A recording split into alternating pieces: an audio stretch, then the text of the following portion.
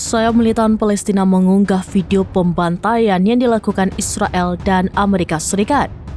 Dinarasikan pembantaian berdarah itu terjadi di Al-Nusairat. Dalam video itu terlihat warga Palestina termasuk anak-anak mengalami luka parah. Dilaporkan serangan Israel dan Amerika Serikat menewaskan 210 warga sipil Palestina dan 400 korban terluka.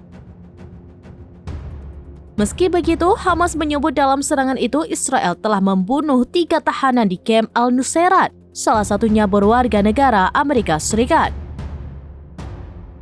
Militer Israel melancarkan serangan ke kamp pengungsi Nusairat di jalur Gaza pada Sabtu 8 Juni 2024. Serbuan Israel itu pun memicu kecaman dari berbagai pihak karena banyaknya warga sipil yang menjadi korban. Uni Emirat bahkan menyebut serangan brutal Israel itu sebagai pembantaian. Juru bicara Rumah Sakit Al-Aqsa Gaza, Khalil Dekran mengungkapkan bahwa 274 warga Palestina yang tewas akibat serangan Israel itu termasuk wanita dan anak-anak.